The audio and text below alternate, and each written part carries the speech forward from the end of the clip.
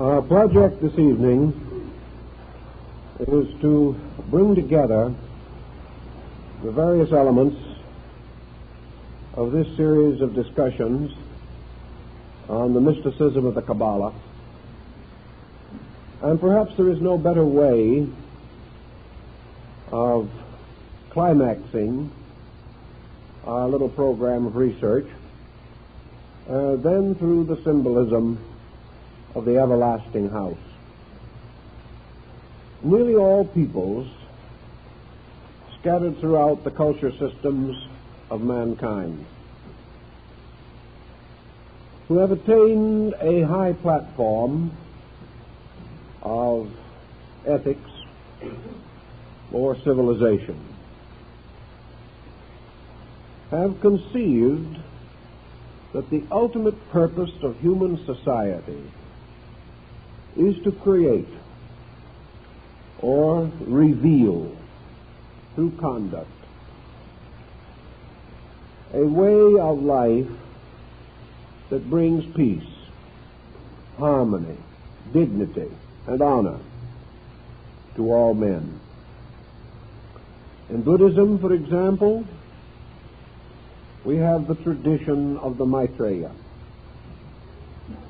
the teacher who is to come and who is to rule over an enlightened world. Certainly the messianic concept in Christianity sustains this same general teaching. In Hindu India, the concept of the 10th avatar of Vishnu, the one who is to come, who is to restore the sacred institutions and to bring human beings together in brotherhood and fraternity. This avatar also is to rule over an enlightened world. We also have among most peoples the idea that heaven is a vast empire, that like the kingdom of earth, the kingdom of heaven is the orderly abode of the sovereign deities and powers that govern the world. Old nations conceived of heaven as a magnificent palace city, a city perfect, like the New Jerusalem,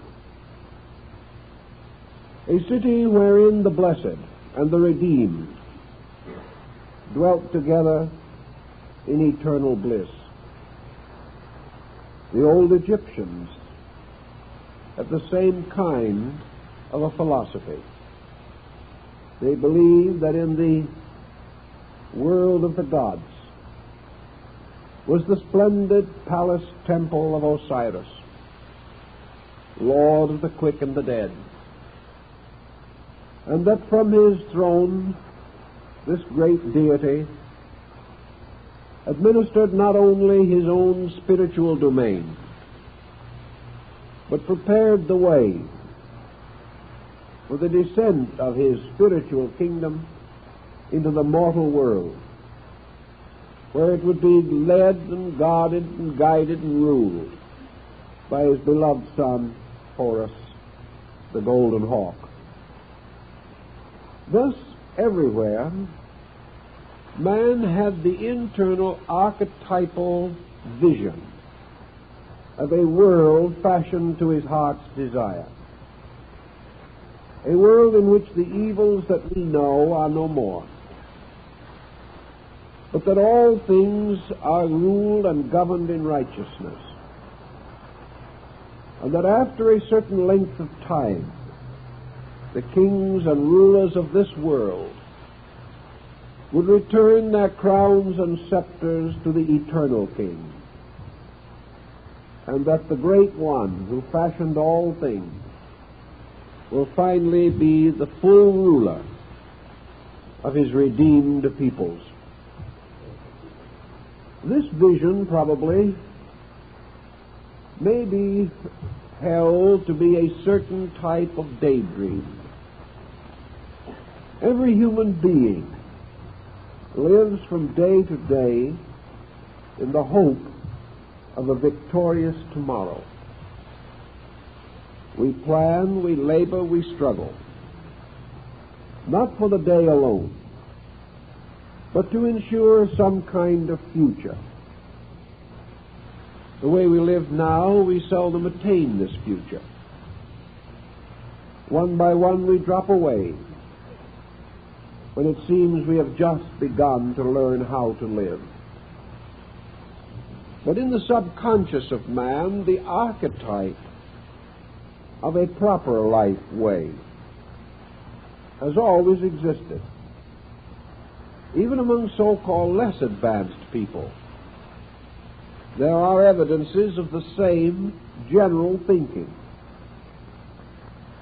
And this thinking goes a little further.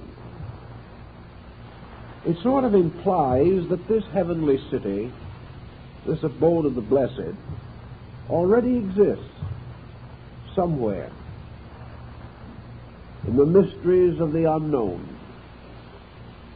Long ago, we could place this city somewhere on earth, in a remote region unexplored by men. Many legends still come to us of mysterious spiritual centers in the wide expanse of the Trans-Himavat, or perhaps beyond the Tibetan desert of Gobi. Exploration, however, has forced this concept further and further from a material acceptance. And we have come almost to a complete agreement that this better world, this heavenly kingdom, as Jesus said, is not of this world, but rests in some larger and better state beyond our present condition. If, however, there are rules and laws governing the world, the older peoples, including the Jewish mystics, recognized that there were two orders of government: government by men and government by God. The governments of men might be splendid, luxurious, magnificent, and their palaces bewildered the senses. But these governments by men were in large measure corrupt. Selfishness, egotism, tyranny were always present, and the rich and the powerful exploited the weak and the helpless. Thus there was no real solution to man's dream of a golden age, to be found merely in the temporal estates of nations.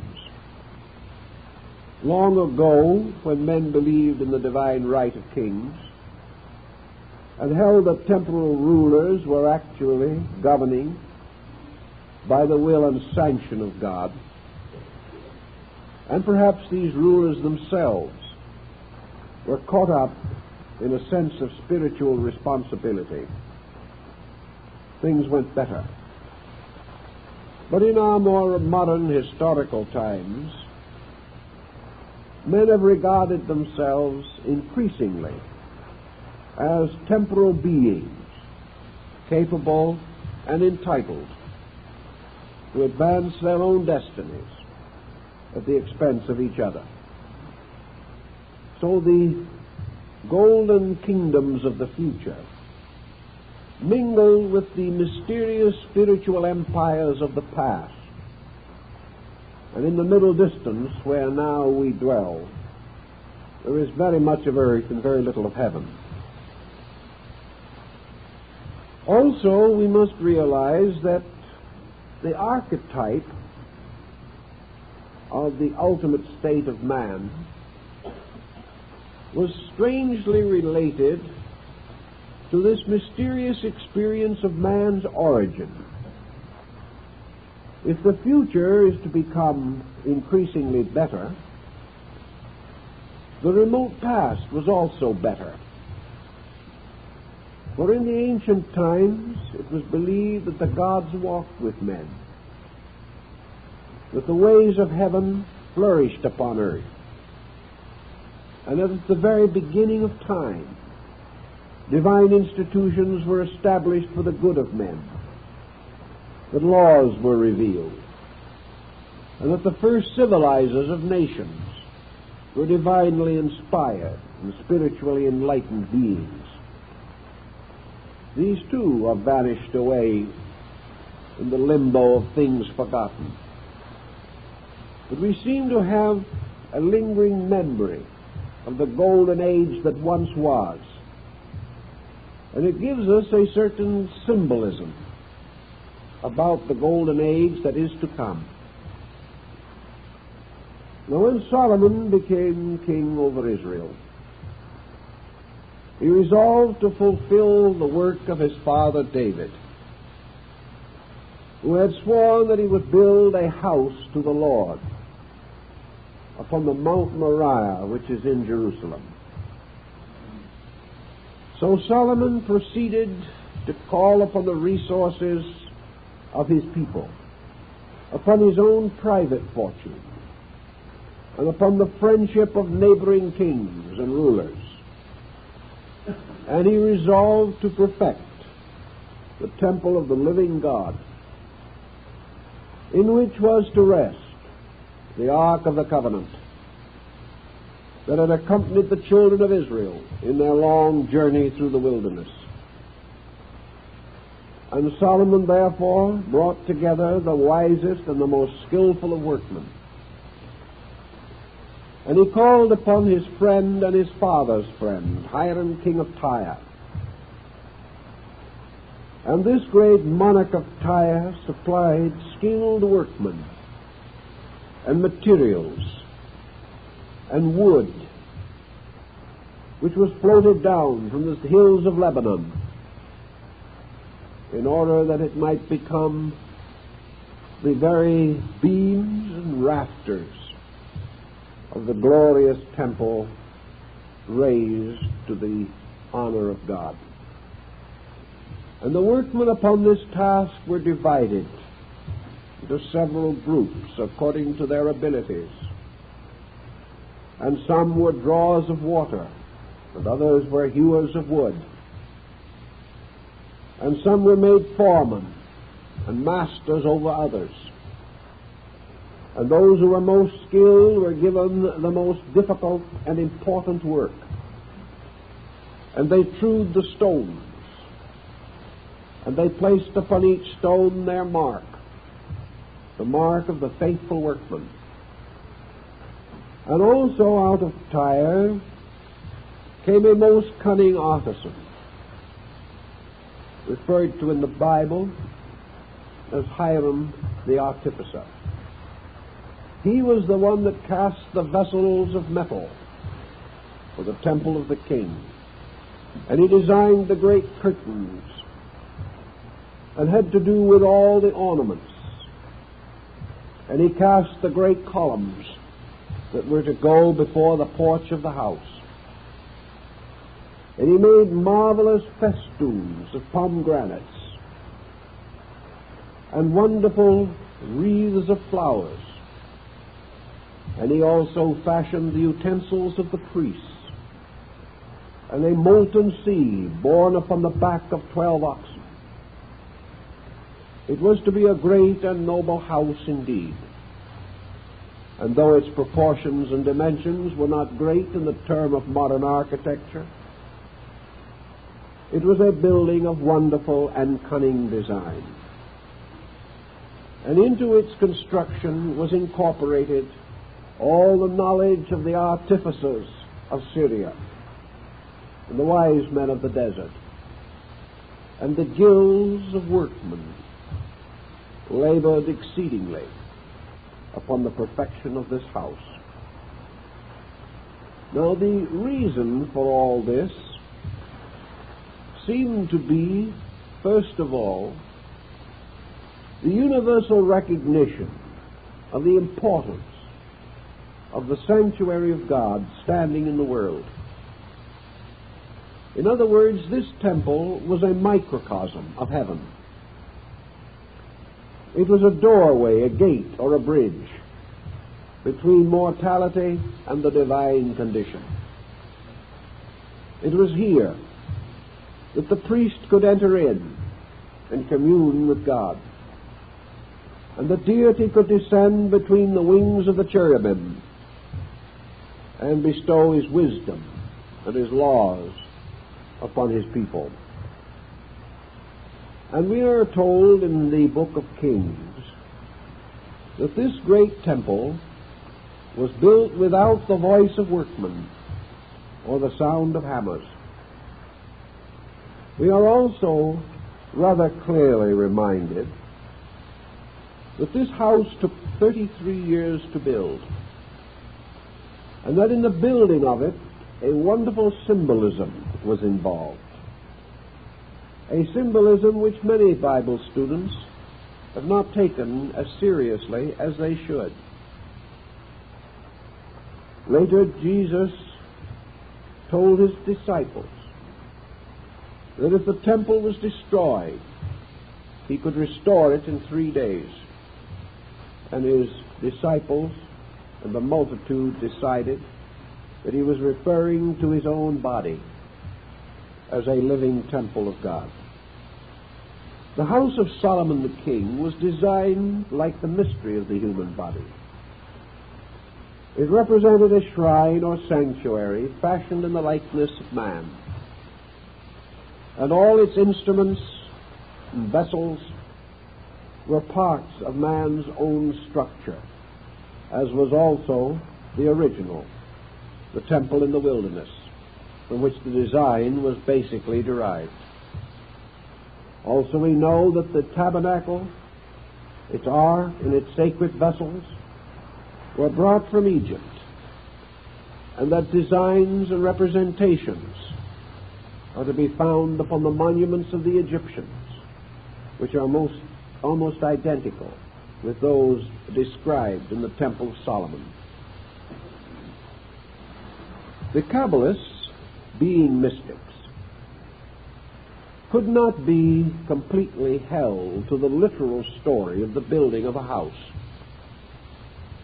First of all, they maintained that the temple upon Mount Moriah stood on the earth directly beneath the eternal temple of God in heaven. That the earthly house was a kind of a long shadow of the heavenly house. That it was not only a symbol of God's habitation, but also a kind of covenant between God and man. Even more than this, it was the story of man, the story of the building of worlds, the building of structures, the unfoldment of society, and the final redemption of the human soul. Thus, in the Temple of Solomon, we have the symbolism of the great progress of the world. In the early years of the 17th century, Lord Bacon described the great structure of science as the house of the 6 days' work. He declared also that Solomon's house, as he called it, represented the total structure of man's mental and emotional maturity. That it signified all learning slowly building in the world. That it represented the slow but inevitable growth of human understanding. That we are all here as workmen upon the eternal house, which is sometime to be the symbol of a perfect human society. Thus the Temple of Solomon, with all its workmen, with its wonderful plans and designs, its arts and its ornamentations, can represent the universe itself, built by the orders and hierarchs of heaven. And it can also represent this mysterious, invisible universe, the universe of human consciousness, the universe which man himself is fashioning through the growing and unfolding powers of his own faculties. And it is in this direction that the mind of Kabbalism penetrated most deeply.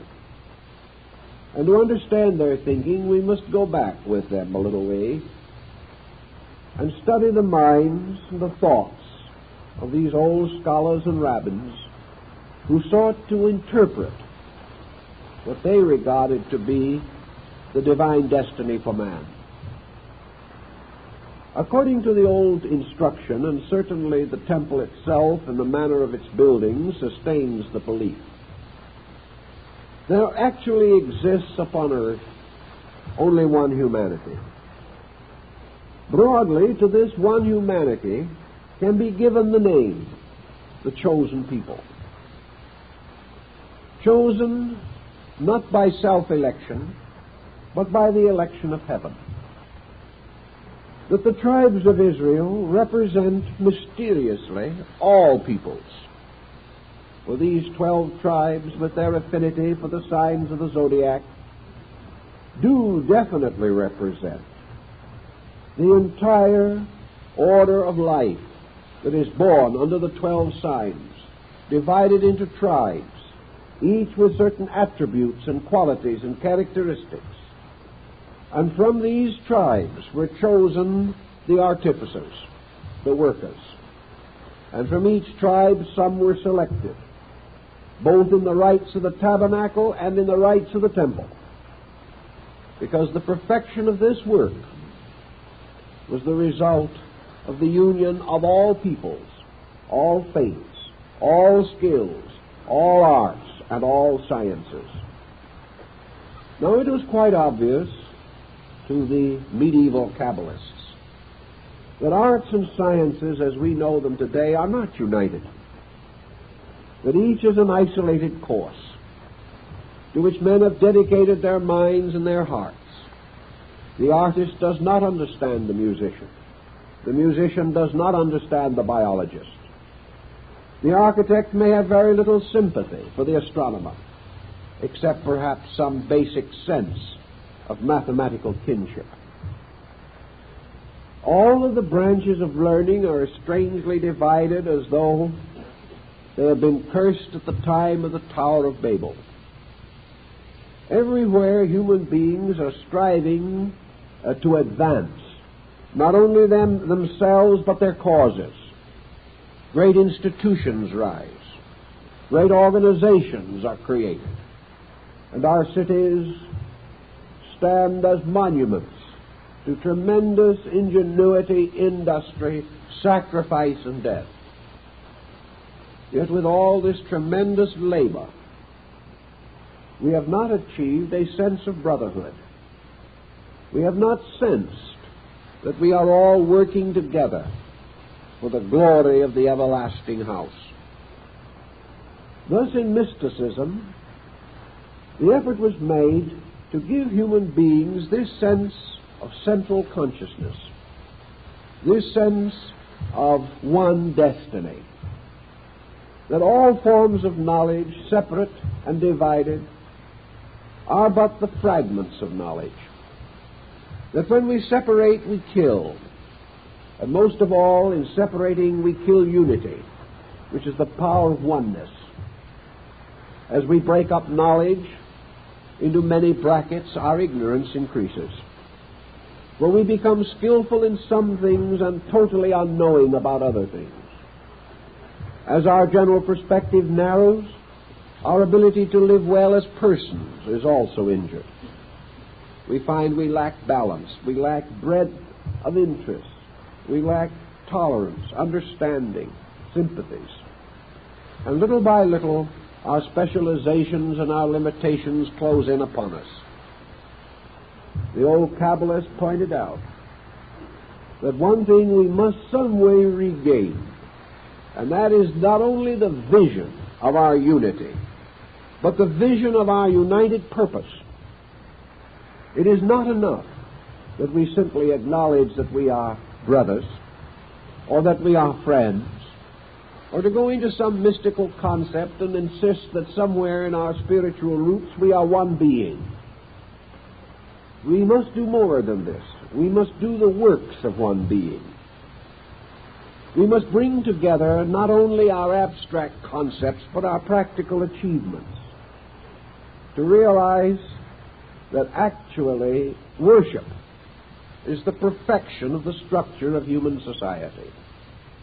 That this structure will always be troublesome, inadequate, and in continuing danger until we unite our resources and build it into one enduring unit. The first thing, then, that we must have in order to build this everlasting house is a place upon which to build it. And Solomon went forth at night, and he found the threshing floor of the Jebusite. And he found that this floor was used by two brothers, each more concerned about the other than about himself. And when the grain was being divided, each brother returned at night and took from his own store and put upon the store of his brother. Solomon, coming in the evening to meditate the place, saw one brother come and furtively take from his own store and place it upon the store or the pile belonging to his brother. And after he had gone, the other brother came and also furtively took from his store and placed it on the store of his brother. And Solomon gave thanks to God that he had seen this mystery. And he said, not by the rights or sanctities of priesthood is this place dedicated. It is dedicated by brotherly love and unselfishness. And upon this site shall I build the everlasting house of my God. So we look to find the proper land upon which the temple shall be raised. And we know that this land must be a piece of earth sanctified by unselfishness. That it must represent that level in human nature which is the true foundation of eternal truth. That level which thinks more of giving than of gaining. That level which thinks not first of itself, but of another.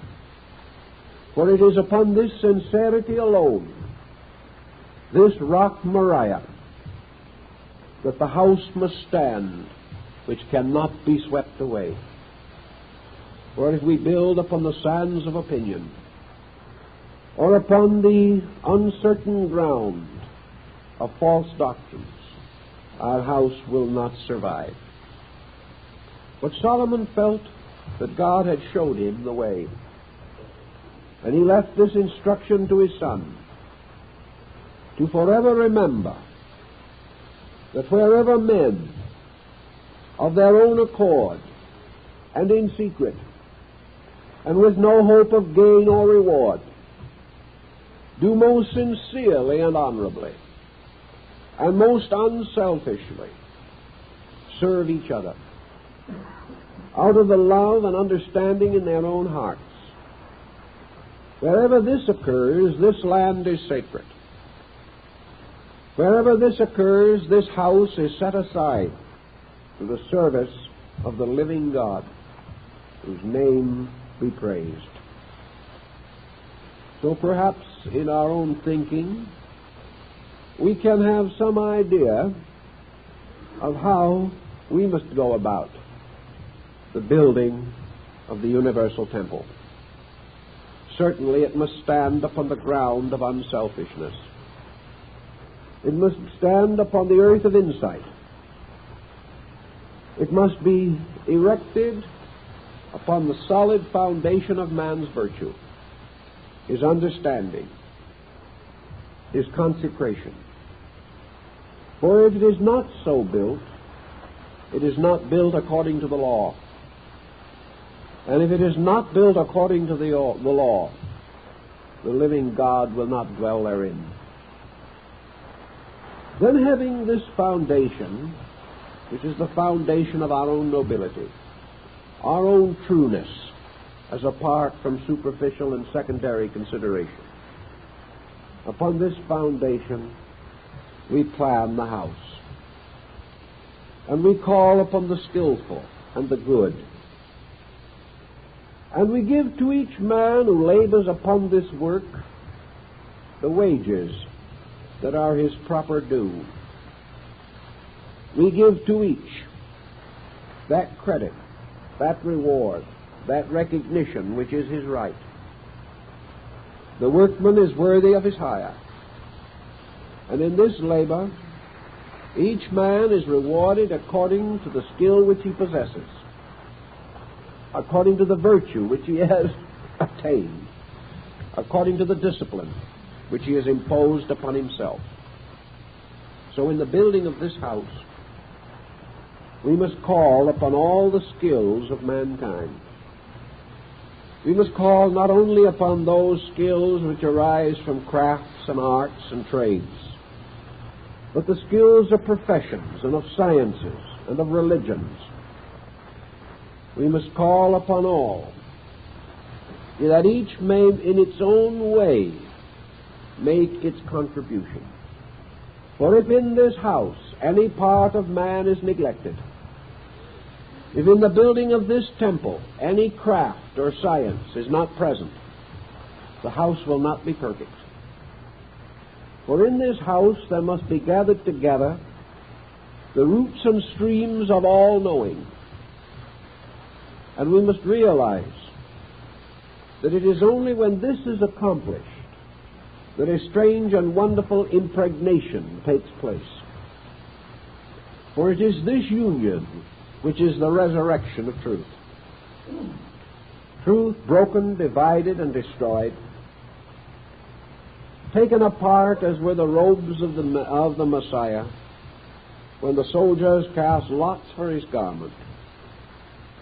All these divided procedures, all these fragments are in themselves lifeless until they are fitted together to make one living thing. And it was the opinion of the ancient magicians, mystics, that all these so-called dead things, imperfect in themselves, when they were brought together and formed into a cunning pattern, that this pattern suddenly became alive, and that in the perfection of work it is ensouled by its own spiritual unity. It is no longer a mass of rock. It is no longer castings and weavings and adornments. It is one thing. It is the everlasting house. It is the house which goes on because the causes of death are no more.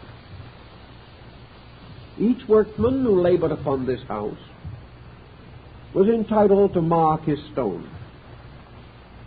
But each workman also was given a design and a plan. And each labored with the full realization that his success depended upon his keeping the rules of his own plan, and others also doing likewise. If he cut his stone too small, it would not fit in. If it was too large, it would not join with its neighbors. If he departed from the instructions and fashioned it according to his own delight, it fitted nowhere. This is the law of architecture, that the great result, the harmonious pattern, arises from a lawfulness. Each workman duly and properly instructed and consecrated to the fulfillment of that instruction. And when his stone was exactly the shape and size that was demanded of the space, then he might mark it, and he would receive his wages as a true and faithful workman. and he would receive honor. But most of all, he would know that when he gazed upon the finished building, it could not have been quite so perfect had his stone not been there. This was the cult of the Dionysian artificers, the great Syrian order of builders who worshiped God through architecture. And this was the meaning and symbolism of architecture, that it represented a way by which men came to understand the disciplines of cooperation, that great projects come from men working together, that if all work together, the labor is sweet, and all will live to see the glory of their work. For it is said that in the building of the temple of Solomon the king, the joy of the workmen, the consecration under which they labored, and the dedication which motivated their conduct, these were so great that during the whole course of the building, not one laborer sickened or died, and that every man who labored upon that house lived to see its perfection.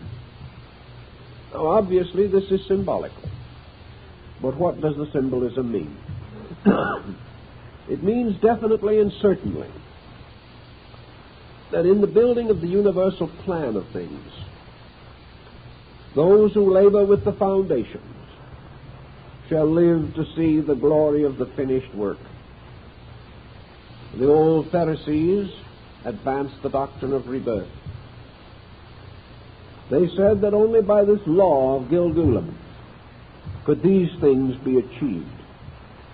But they were achieved, in the symbolism at least.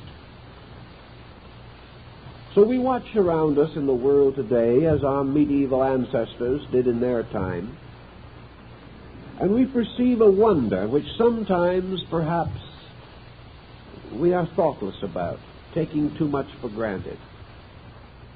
We observe the marvelous increase of the glory of knowledge. We perceive the skills which are developing that man has never known before. And in our hearts and minds we realize how easily this great gathering force of insight could be dedicated to a project worthy of itself. We wonder sometimes how so small and insignificant a creature as man so deserves the wonderful faculties and powers with which he has been endowed. These endowments are given to him because he is a workman. At the time of the building of Solomon's house, it is said there were only 3 men who knew the complete plan. All the others worked only in faith, worked only according to the laws of their guilds, fully convinced that if each did his duty, the great plan would be perfected. And the master of the work received each day upon the trestle board of his craft the tracings by the finger of God concerning the labors of the day. Thus, without full understanding, but in great confidence, disciplined by their integrities and their guilds, the workmen fulfilled their various labors, never questioning the glory of the outcome. This was part of the glory of the guilds of medieval Europe, the wonderful dignity of labor, the full realization that the tailor and the coat maker and the shoemaker and the cook, all these were useful people. All of them were making their contribution to this strange, wonderful, and invisible house that had its roots in the unknown past and its spires and pinnacles in the unborn future. All labor, therefore, is the building of one vast structure. And man has been endowed by nature with the faculties and powers to fulfill this structural labor upon a certain level. As he recognizes his opportunities, his privileges, and his responsibilities, he will become truly the master builder. So in the concept of this, we had a great social, ethical pressure. We had a program for human conduct. Religion suddenly became vitalized. And instead of thinking merely of gathering and worshiping at altars that would crumble away, these people, these mystics, including even the Essenes, who had much to say on this subject, recognized the dignity of man, the dignity of the life, quietly but constructively lived, and that somewhere in this great house every man can place a stone, and every man, as Kipling says, can leave behind him this message to the future, that others will come and build, but they will realize that the past has also known, that the old stones indicate the faith of days gone by, standing firm and strong for the next footings to be raised thereon. This moral concept tied architecture to ethics. It tied the science and arts of building with the great spiritual and moral problem of human existence. And out of this all came the simple concept that we have strongly stated in the Kabbalah, that this whole great procedure that we call creation, evolution, is the building of the eternal house. That this house is built in the universe by the power of God, but that this house is brought down to earth by the goodwill of men, and that the time will come and must come when men will pattern their worldly estates according to the great diagram or plan of the kingdom of heaven. For in the universe is the vast architectural scheme which man must adapt to the building of temporal empire. The Muslim mystics, who had considerable contact, as we have noticed before, with the old Jewish priests and prophets, were also very well aware of the implication that has become part of their tradition as well as that of Christianity. They were quite certain in their own minds and in their own sacred writings that there was a mysterious pattern in space, and that this pattern in space has to be captured in various ways by the ingenuity of human consciousness. Actually, men do not invent arts and sciences. They discover principles that have always existed. Learning is an eternal discovery. Every process in nature and in the life of man is either lawful or unlawful. Everything we conceive of has rules. Every process has its own laws. Therefore, wisdom is actually man discovering the laws and the glory of God, as sang David the king. Consequently, in all our seeking, in all our growing, in all our struggling, we must search for lawfulness. We must discover the rules of the great guild of the builders. We must know that there is a way to build this house, that way is an absolute science, that if any inaccuracy arises, the stress will not be adequate. If the house is not built completely and perfectly, it will not stand. Unless the weights and the proportions are according to law, the building will not be adequate for its purposes. or it will not be beautiful, or it will collapse of its own weight, or many ills will fall upon it, so that the building of a house is an exact science, and the building of the great house, the house of universal brotherhood, is also an exact science. We have tried to build according to good humor and kindly intention. We have done much with these, but not enough. We cannot do enough, because purposes, unless united, do not achieve their maximum good. No man knows how to cut his stone unless he sees the men who are cutting the stones that must go with his. No man of himself alone can carve a rock and be certain that it will fit. He must share in the broad total program. And to share in this broad total program, he must elevate the purposes of the whole above his own ambitions, above his own opinions, and above his own ideas.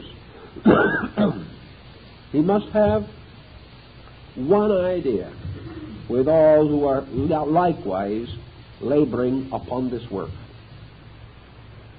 The Kabbalah came into Europe at a time when education was in a rather deplorable state. The story of the colleges of Europe in those days was not a very happy one. It was true that Charles the Great, Charlemagne, had gathered the rather unoccupied monks together and forced them to create cloister schools. It was also true that Charlemagne had broken the tradition of the past and practically all royal precedent of his own time, and said that it was not unseemly that a king could read and write. This was something that was really a soul-shaking episode, because up to that time, uselessness was considered as indicative of aristocratic superiority. If you could do anything, you were sort of in trade. If you could do nothing, you were illustrious. It's getting that way again, by the way. It's getting now so that it's rather humiliating to work. And if it was not for a small problem of eating, there probably would be not very much enthusiasm in this direction. But Charlemagne did sense that there was very little glory in governing an empire of fools.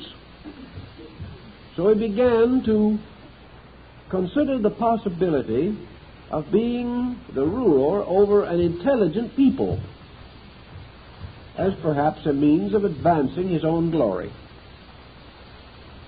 But in that time, most learning, most true learning, was centered in the Near East. And the Near East, in turn, had become the refuge of early Christian and Jewish scholars. And the courts of Baghdad were far ahead of Europe in the advancement of knowledge.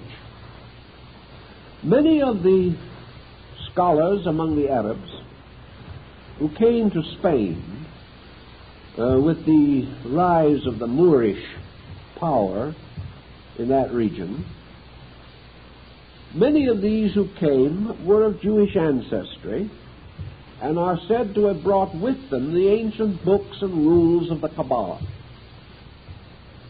From these books and rules, such as the Sefer HaZohar, a new kind of insight was bestowed upon the somewhat delinquent European mind.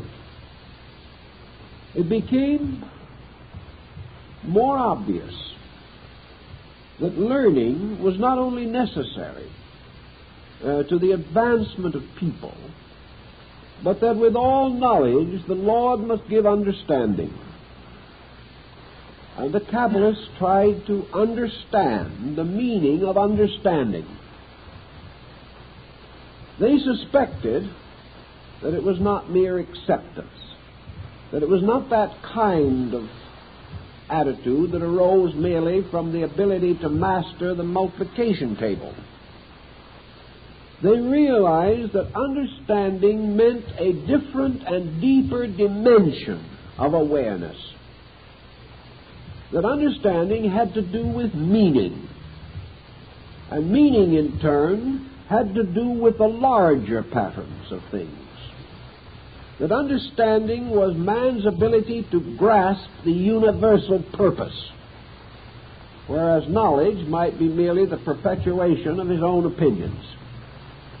Man could become learned in the learning of other men, but he could gain understanding only through contemplating the works of God in heaven.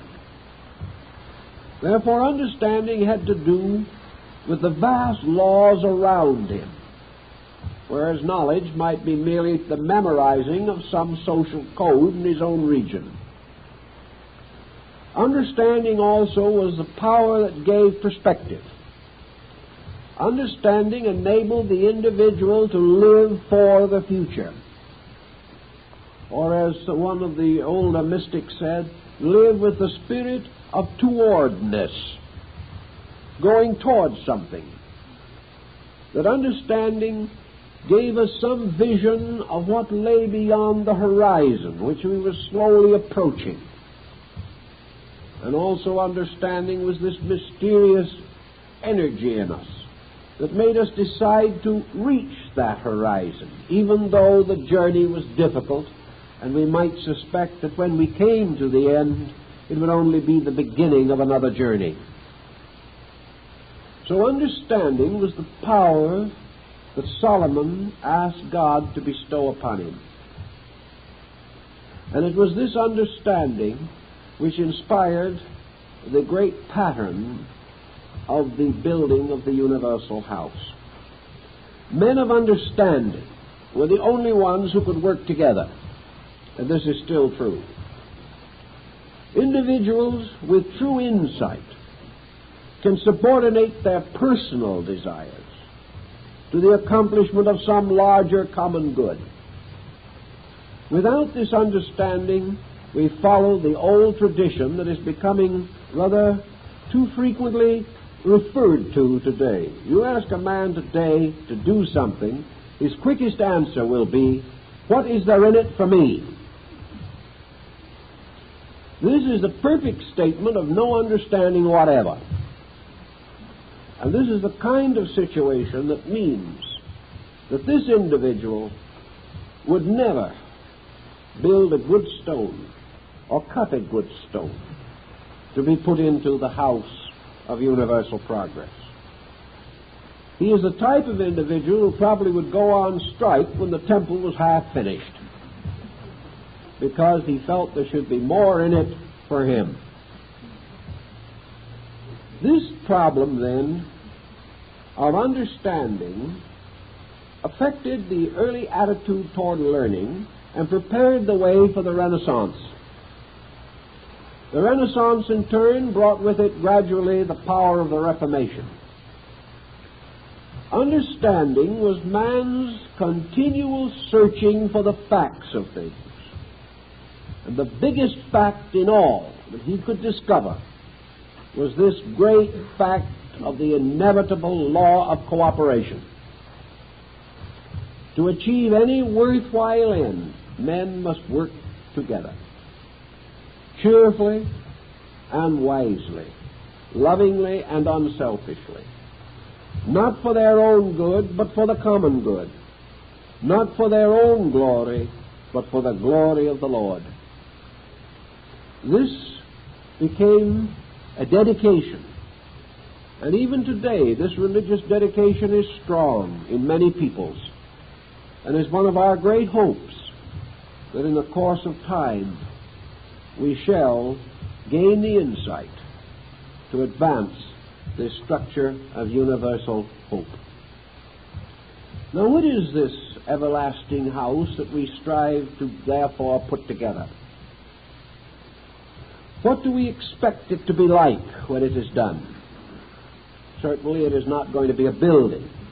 It is not going to compete in glass and steel and aluminum with the patterns of modern construction. Yet in a way, every house that we build in some degree calls upon the same skills and calls upon the same fraternity of efforts, but the motives are different. Yet even with different motives, the same methodology must be used, because there is no other. And for lack of it, the house will fall. But this house that we are seeking to build changes its definition with the changing of our times. Back in the 15th century, one old mystic, who was also, by the way, a Kabbalist, declared that the everlasting house would ultimately take the form of a university.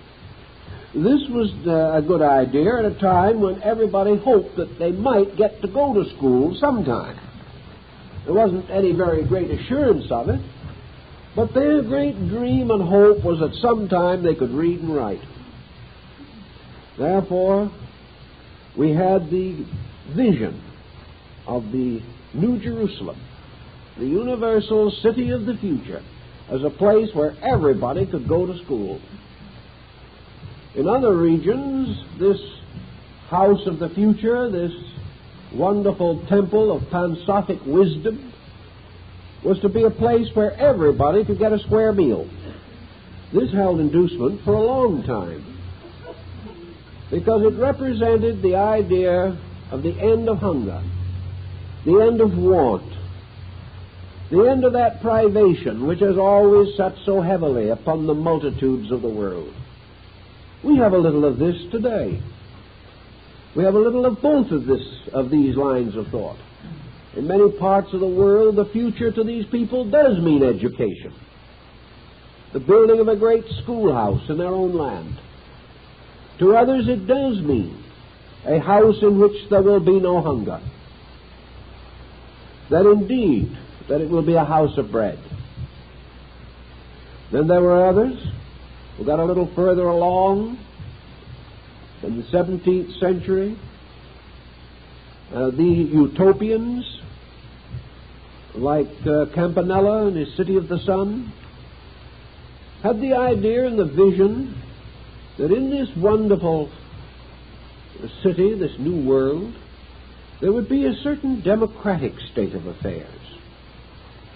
The people would share, that the profit would not be so desperately important, that it would be the pride of the city that it had no poor, that all would labor together and share equally. Some of the old colonists came over to this country to try that, but it didn't work so well. Some folks still found a way of doing nothing and being paid for it. Of course, they didn't have the skill we have in that direction now, but they were willing to learn.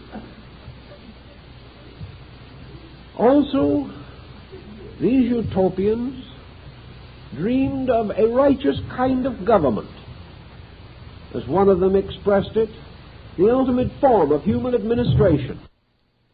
The Islamic mystic said, look in yourself, look in your own heart, for this is the beginning of sanctuary. And within your own consciousness is the secret garden of your hope. Here each individual, perhaps sometimes under a bit of neurosis, creates an imaginary world, a world of the dreams of things as he would like them to be. And if we could know all these dreams, we might be rather surprised, for most of them would be very much alike. In our hearts, we all dream of the same things. But we are unable to transform these dreams into activities of conduct. We have been hurt. We have been offended. We have been frustrated. So we nurse our dreams in secret. Yet under analysis, under scientific consideration, the beauties that we hold dear are much alike in all peoples. And they all have something to do with the building of a world of peace. I think all nations and all faiths of importance in the world today have the common vision of the end of war, the creation of peace. Even our stoutest adversaries, in the secrecy of themselves, realize that only peace can heal up the wounds that have afflicted the world since the beginning. We have known this, but we have not been able to make it work. We have not yet been able to bind men's purposes together. We have not been able to overcome the instinct of competition and to create in its place a consciousness of cooperation. If religion has failed, at least to now, to really achieve this end, it rather means that faith, as we know it, has not been strong enough to overcome selfishness. But in the process of the moment, there seems to be a stronger weapon rising, and that is man's consummate fear. Today, man fears tragedy far more intensely than ever in the past has he hoped for good.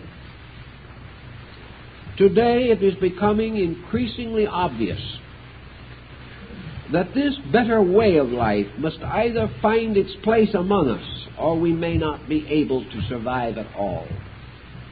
This is a serious thought. This may force us into a re-evaluation of the work at hand. And if a certain stress, strain, or crisis achieves this end, it is worth its passing cost. For the answer remains as it has always been, that we must either understand or suffer. Perhaps out of the tremendousness of our need, and out of the stronger facilities that we now possess for estimating the magnitudes of things, we shall have new incentives for cooperation and understanding. It will be sad if these incentives have to be negative.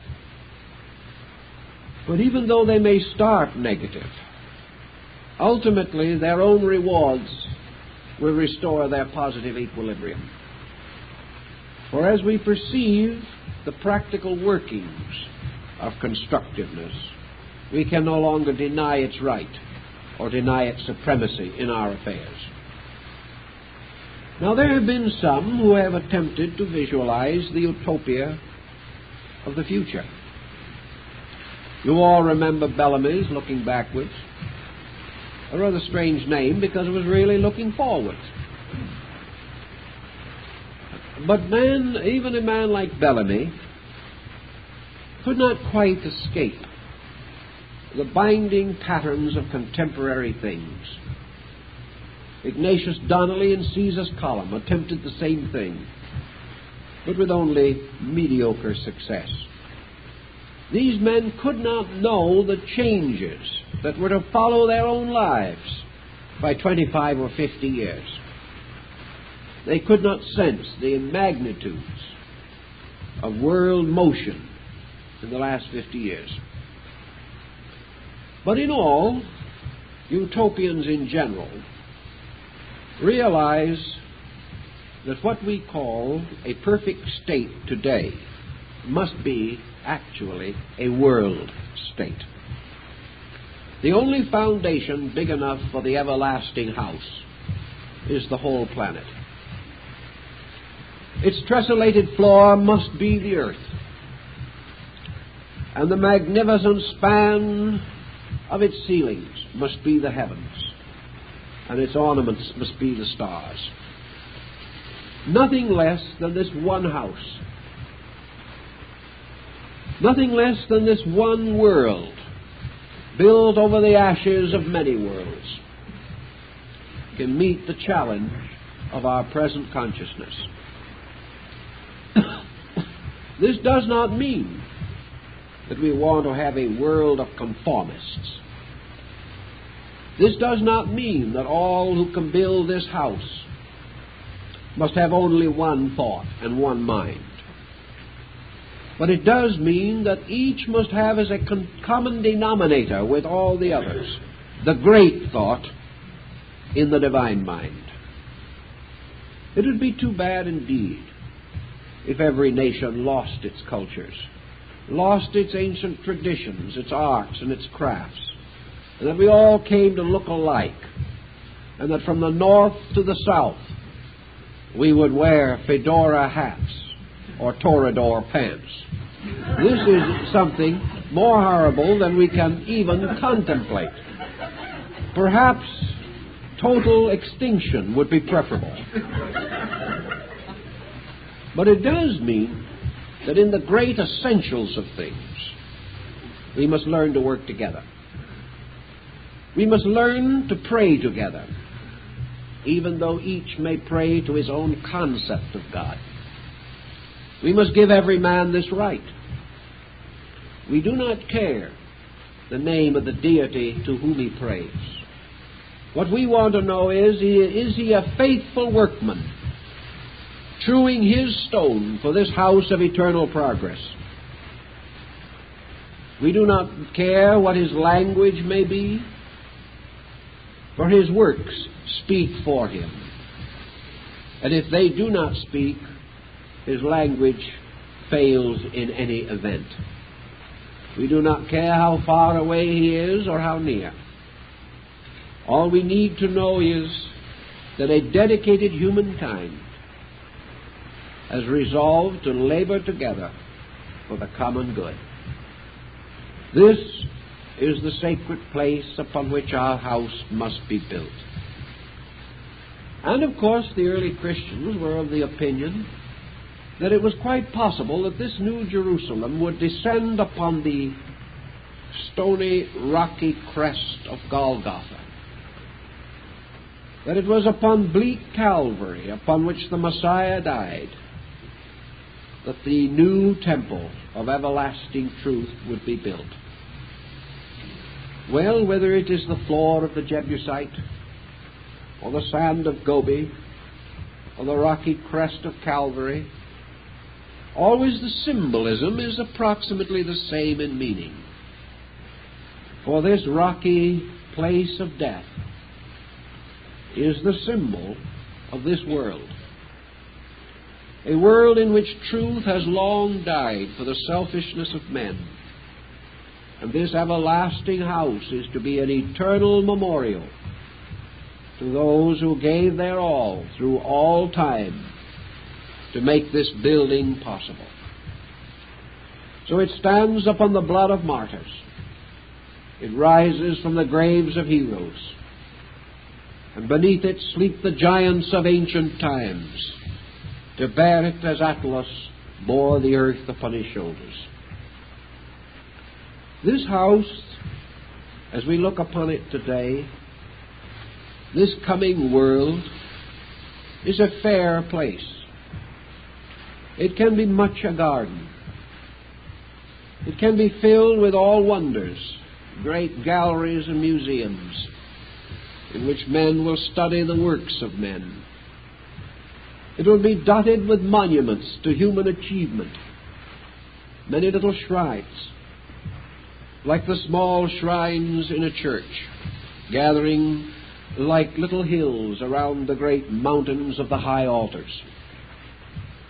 All of these wonderful beauties, these paths that men have trod, can be marked within this house, as are the stations of the cross. Therefore, in this house, there is no need of conflict. There is no need of disbelief or unbelieving. In this house also, the scholars will come.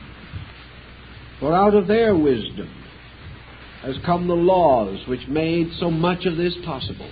The scientist, the physician, the legislator, the lawyer. All these, if they have been true workmen, have put their proper stones in this house. And to the degree that they have been dedicated, they have advanced it. To the degree they have been selfish, they have delayed it.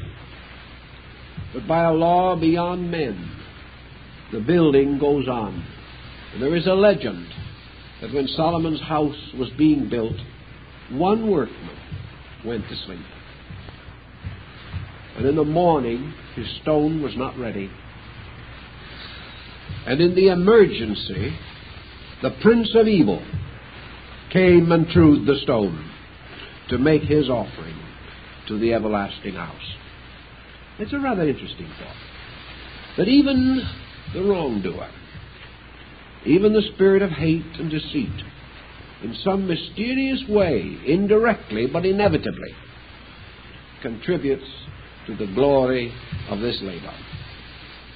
For just as surely as virtue brings the day closer, so sin reveals the need to be greater. Everything plays part in this. And we are coming very close today to a time when we must begin to plan this. In the days of the old mystics of Israel, there were mostly deserts and a few cities, and the Western world was comparatively unknown unless the Chinese had found out about it.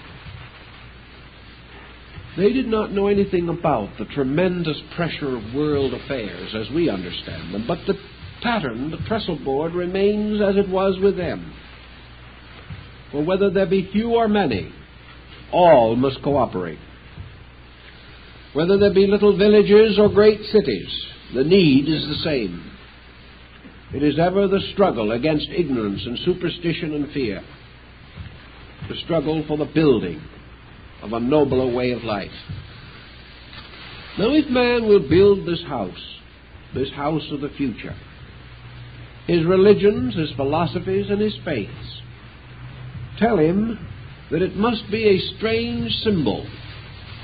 It must again bear witness to all the laws of nature.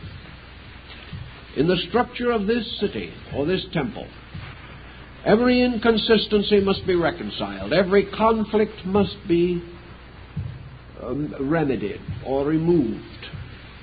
Every possible fault must be corrected. Otherwise, the house will not stand.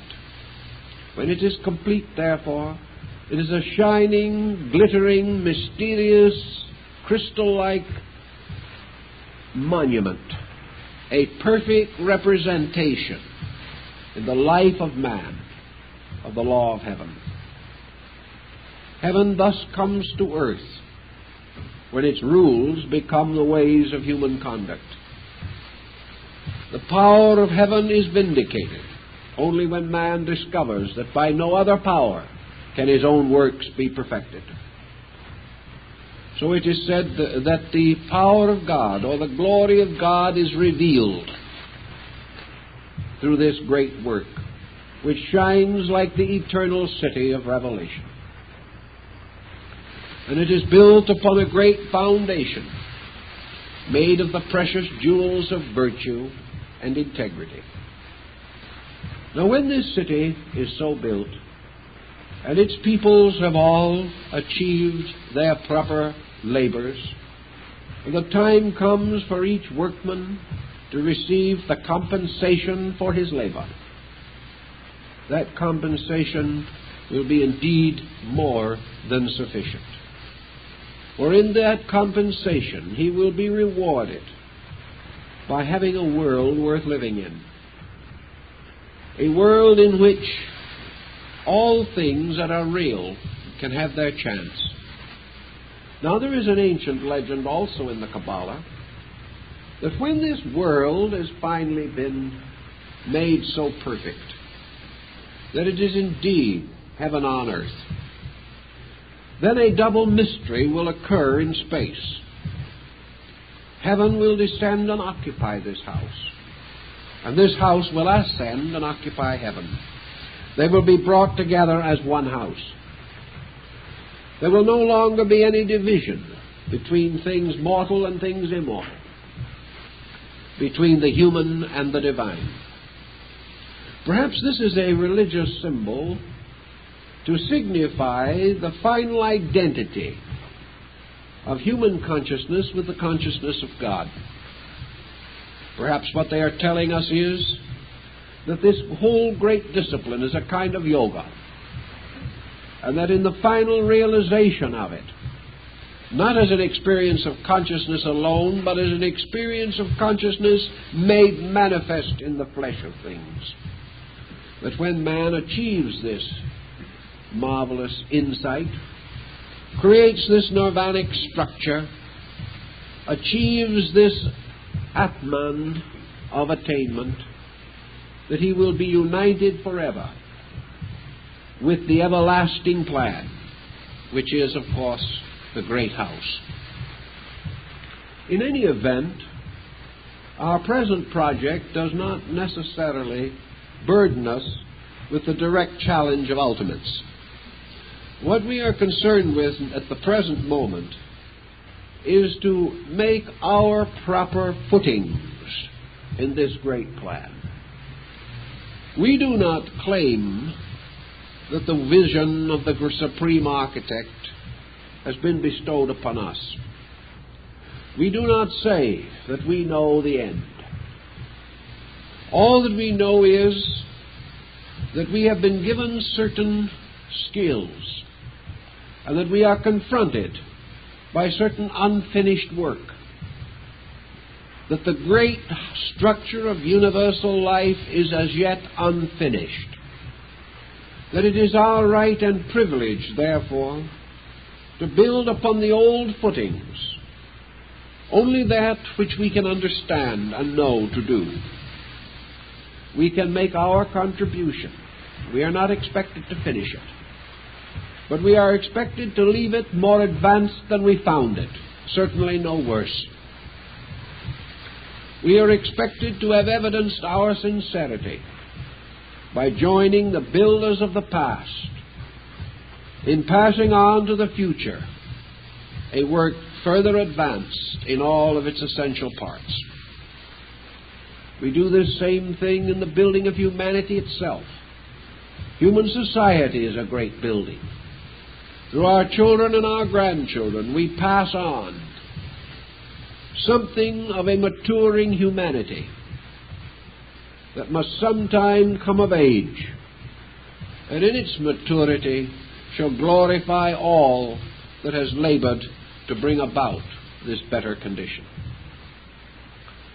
Now, in the Christian mysteries, and to a measure also in the Jewish mysteries, because these were very closely related, particularly in their beginnings, there was a belief, a very strong belief, in a kind of spiritual magic, that anything that was perfect became ensouled by its own power. Pythagoras taught this among the Greeks. He said that when a beautiful image was created, this image became ensouled, not necessarily by a deity. He was not thinking in terms of idolatry, but was ensouled by a kind of spirit, a spirit that had a power to operate in the life of men, that beauty took up its abode in the beautiful, virtue took up its dwelling in the virtuous, strength made its house among the strong. Thus, everything that we do becomes in some way ensouled by the spirit or the power we confer upon it. The everlasting house, therefore, when completed, and being a symbol of the perfected world, is also ensouled. It becomes a living thing. It becomes an entity rather than a mere entiety. All of its stones and parts are suddenly melded together by a power greater than these parts, so that out of the labors of many there is suddenly fashioned one work, and this one work carries within it and upon it all of the virtues that have gone into the creation thereof. Today these matters perhaps concern us a little more than in the past. Perhaps the old Jewish people merely wished to create a testimony upon Zion. a reminder forever that they had not forgotten their God. But their symbolism stretches out into a much larger world. And all humanity today senses this tremendous need, this great demand for security. Though in the early rise of religious organizations, that land or ground which was set aside for the uses of religion was termed sanctified. And it was into sanctified ground that those came to rest who died firm in the doctrines of the faith. But this sanctified ground had other purposes and uses also. If those guilty of offense, of crime even, were able to reach the sanctuary of sanctified ground, they passed from the keeping of the law of men to the keeping of the law of God. Therefore, ancient religions, many of them, had what is called sanctuary. That land or ground so sanctified was not only for the use of the priests, but was a place where the tired, the sick, and the sinling could find at least temporary relief from the pressures of the world around them. To a measure also, this pertains to our thinking today. For if once we are able to sense the meaning of this divine house, this everlasting temple to the eternal, it will mean that the ground upon which it is built is also set apart a sanctuary, not only to receive the dead, but to protect the living. And when it comes to the protection of the living, there are many things for us to think about. For in our little man-made philosophy, we have often forgotten the God-made world. We have forgotten the divine right of flowers, the divine right of beasts. We have forgotten that all living things, fashioned by the love and wisdom of God, have their rights, their privileges, and that we, as the leaders of them, have our responsibilities and our duties. We cannot do all these things well now. Not only is our vision not adequate, but our means may not always make it possible. But we do look forward in the betterness of things, not only to a world made safe for man, but a world made safe for all creatures.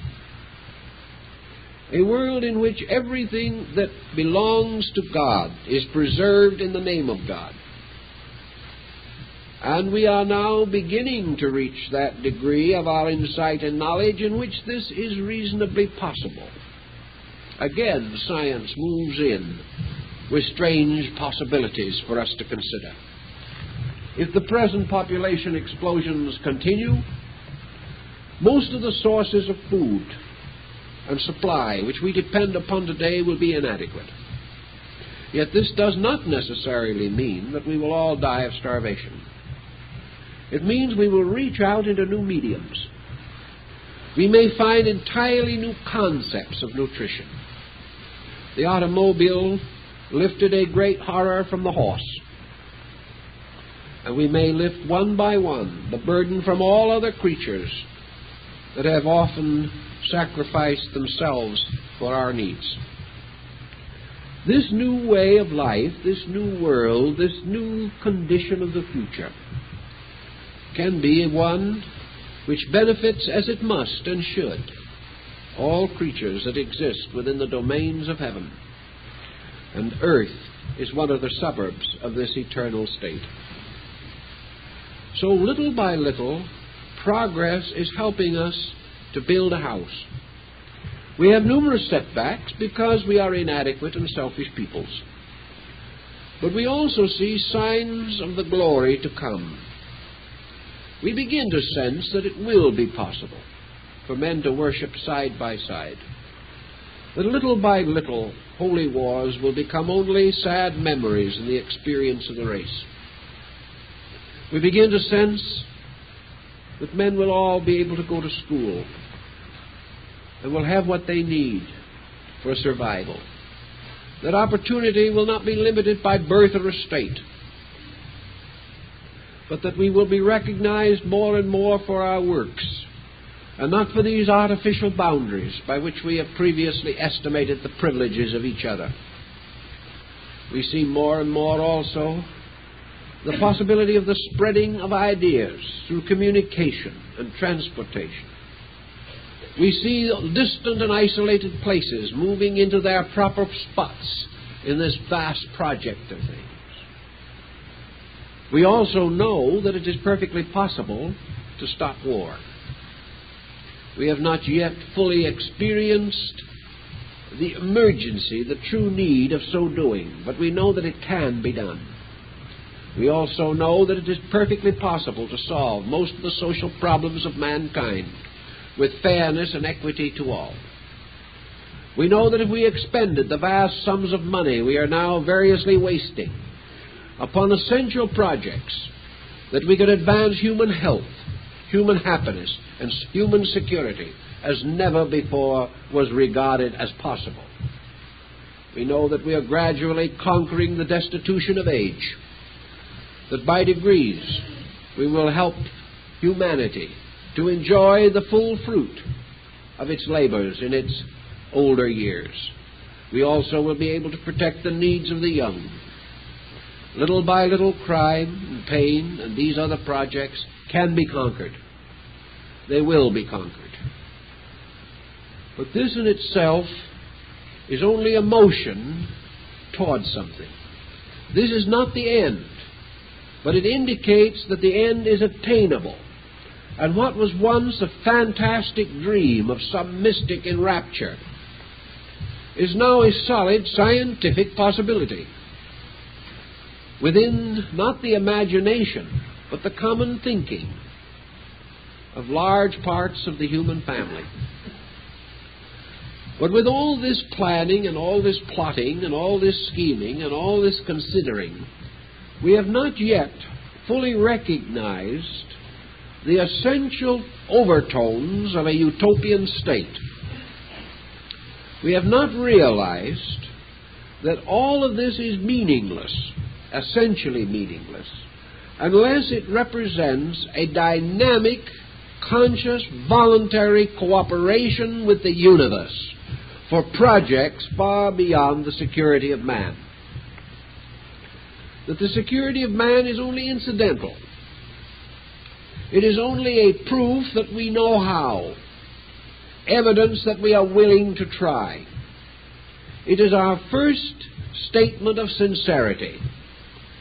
We have risen above the smallness of our common thinking and have solved our own problem first.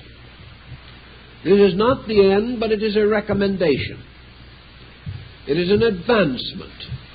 We then pass from among those of the workmen who could only carry wood and water to those better workmen who did true good stones, or who did plan the more beautiful utensils of the temple. We shall be advanced, and our wages shall likewise be increased. But our labors will not be finished. For actually, the great temple, the great symbol of this universal house, is man's citizenship in the universe itself. Man extending himself finally until he is one of the great creative agencies of nature. That he truly, as the Kabbalist pointed out long ago, shall be greater than the angels. And that man himself is a hierarch, one of the great creative orders of life. That his real labors begin in space, not simply here. This was the view of the Kabbalists. who declared that it was man's ultimate duty, ultimate privilege, to be one of the great hierarchies before the throne of eternal grace, receiving the commandments of the Most High, and going forth upon the winds like the cherubim, to carry the laws of the universe to the most ultimate distances of space. Man has a larger concept of destiny, which unfolds in him as he outgrows his own immediate smallness. Man must become vitally aware of his own immortality. He must realize his life in everlastingness. He must gradually gain the realization that he is the citizen of a great commonwealth in space,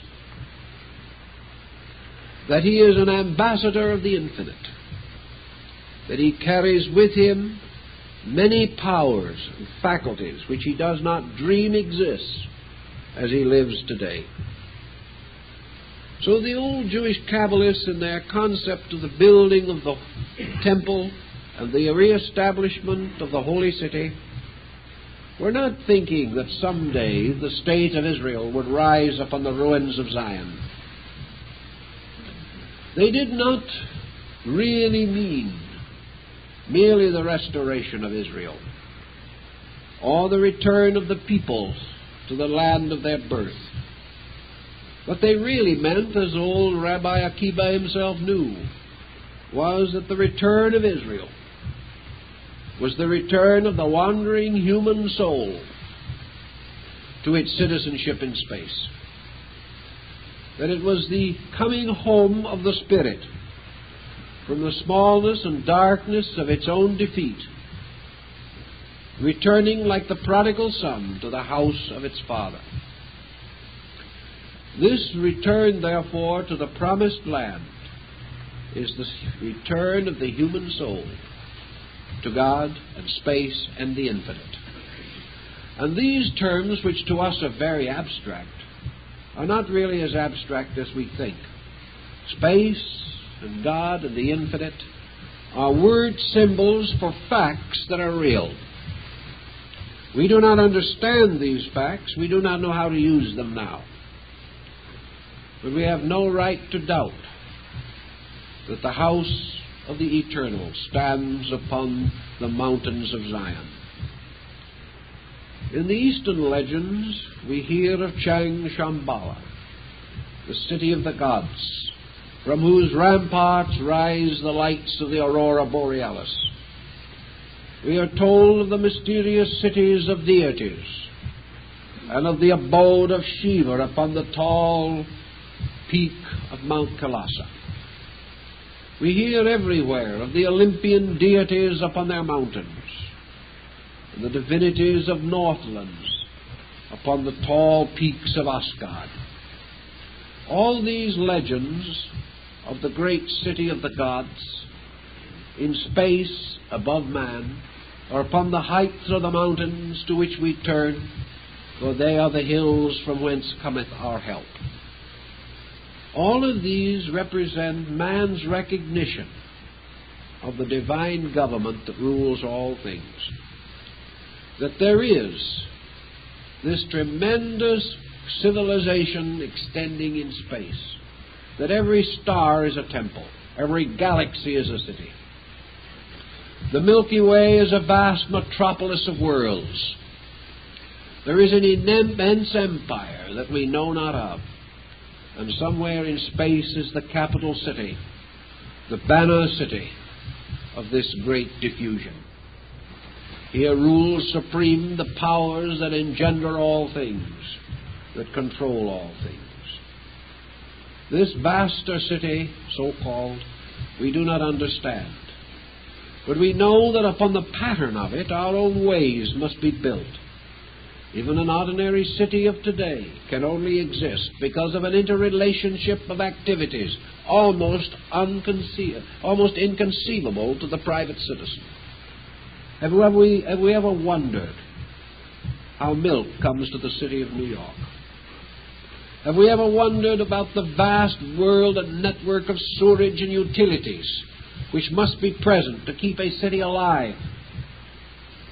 Have we ever realized as we go along in our daily activities making use of labors of persons we know nothing of, how this tremendous unity and economy has to be sustained by a magnificent plan, and that if anything happens to this plan, even in an ordinary city, there is chaos, destruction, and death? How much more significant, then, is this city or empire of God? We are all using it, we are all living upon it, we are all dependent upon it, yet we have so little concept of the magnificent organization of principles and energies by means of which our various activities are sustained. How is it then, as Lord Bacon says, that God must reveal himself by miracles? For his most common and ordinary works are most miraculous. Everywhere we see this organization, this tremendous plan, and the old mystics were convinced that this plan represented a broad program of government, that as the stars mingle their rays, so men must learn to live together, that every pattern in space is lawful and reasonable and proper, and man reaching out to understand how to rule his own affairs will find the answers in the broad unrolling scroll of life itself. So to them it was not difficult to imagine this world an empire, or space a great country populated with a variety of creatures. It was not difficult for man to assume that he had been wandering in a long darkness, a darkness biological and anthropological, that for millions of years he has wandered through darkness, that he has gone through the desert of waiting as the children of Israel wandered in the wilderness. And at last, after what science may say is 100 million years or 1,000 million years, men led and guided by some force greater than themselves have come through. They have survived more disasters than we can ever count or know. They have lived through convulsions of nature that would confound us. They struggled on through a prehistoric world with beasts far stronger than themselves. And at last, out of this long struggle, mind was born. Man came forth as a creature to think no longer merely of struggling for survival against the saber-toothed tiger or some mighty sloth of the wilderness. He came forth as a man. He saw his own image in nature. He began to think. He became a builder of cities. He advanced all kinds of knowledge. And finally he paused, as David paused. And he thanked a power greater than himself for having led him through this unknown world, where he could not have led his own way. He felt that all through the ages his hand was in the hand of God, and that as a small infant he was guided and led by an all-wise and all-loving parent.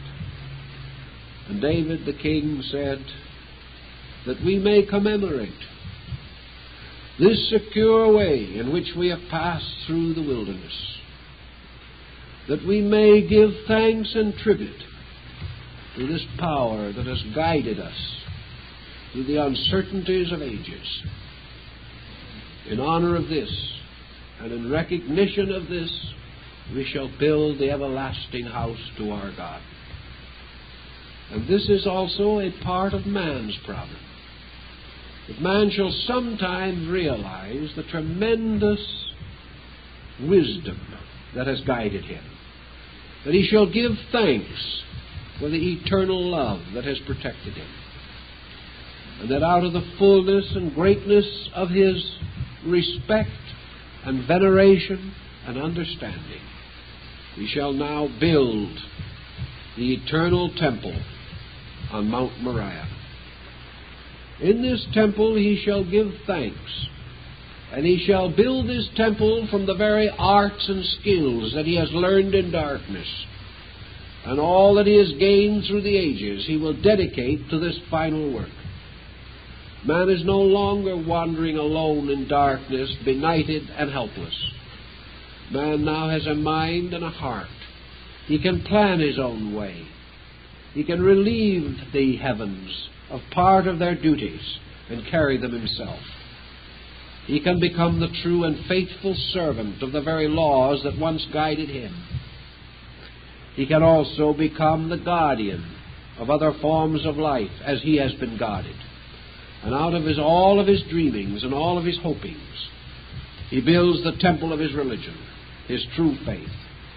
And this true faith is his wondrous recognition of the infinite skill, purpose, and law upon which his life is built. This is his new religion, cutting through all sects and creeds, and standing as an eternal testament to the fact that at last he understands, that he recognizes, realizes, and appreciates the wonderful world in which he exists. And he has built a monument to his own understanding. And this monument, because he understands, is dedicated to the fountain of all understanding, that divine grace upon which all things depend for their existence. So out of the clash of creeds can come the temple of this one realization, the realization of one divine power, moving all things, guarding all things, guiding all things. And as this temple builds, man builds it because of the increasing and unfolding regard in which he holds life, and holds principles, and holds truths.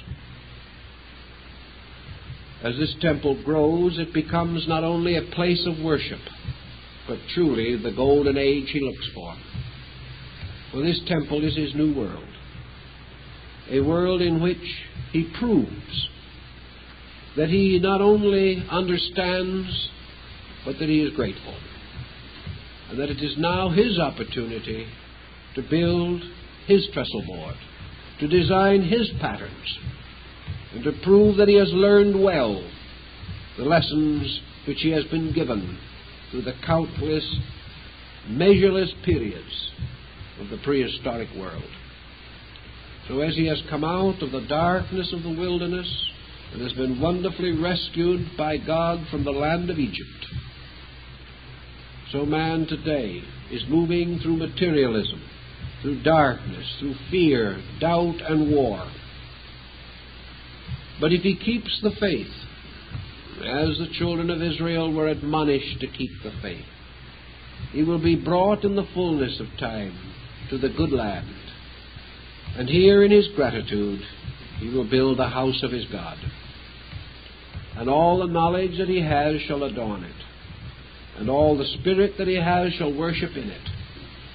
And in that time, this power shall be his God. And these people shall be the people of that God. And they shall receive the testimony of the virtues they have achieved, and shall be seated forever upon the foundations of integrity. This was the old belief. It's not a bad one. Perhaps we would do better if we thought more about it than some of the little beliefs that have sort of captured our minds in recent times. But time is pretty well up, and I have a couple of announcements to make, so we'll have to consider that for this evening. I'd like to call to your attention that on Saturday, July 1st at 2:30, we're going to have this exhibition of puppet arts from Mexico. It looked for a while as though we weren't going to have them. But with more optimism than anything else, I wrote a letter to the United States Ambassador in Mexico City and told him we wanted them, so they're coming. In any event, they're on their way, according to the last reports. We didn't do it just because we wanted them to come here. They wanted to come somewhere themselves. They wanted to attend a convention, so we kind of worked it out all around. But anyway, by the grace of the United States Ambassador and other divine powers, the puppeteers will be with us, we believe, unless some other less graceful force interacts, on July 1st at 2:30 p.m. Senor Roberto Lago and his associate from Mexico City will bring the story of puppets in Mexico. He will tell us how the Aztecs used them long before the Spaniards came, and also that Cortez, when he arrived in the Western Hemisphere, brought puppeteers with him to, we'll say, engage the attention of his followers in their more peaceful moments. Also, puppetry has become part of the national life of Mexico, religiously, culturally, aesthetically. And, of course, as you probably realize, it's becoming very popular in this country, along with the general revival of interest in folk culture and folk arts.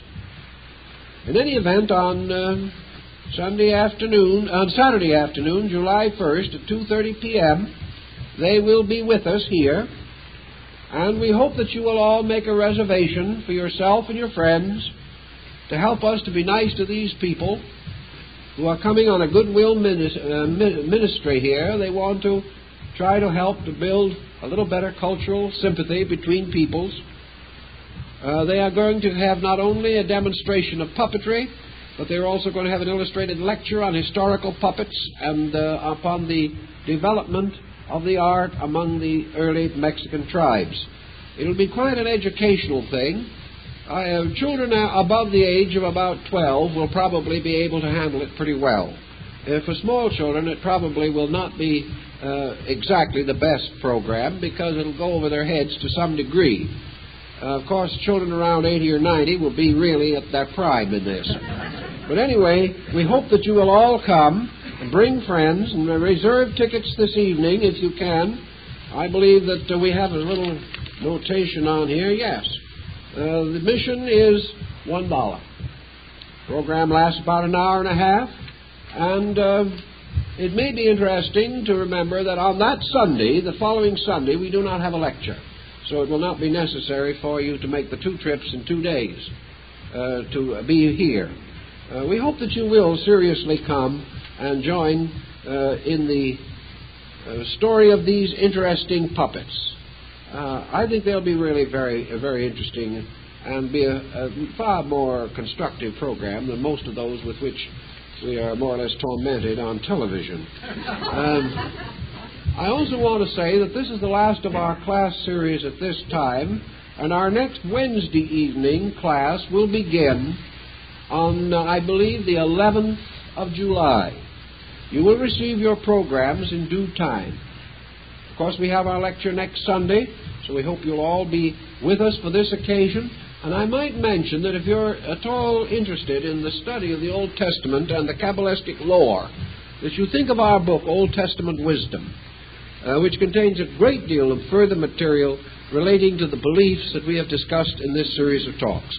We thank you very much for being with us and hope to see you again soon.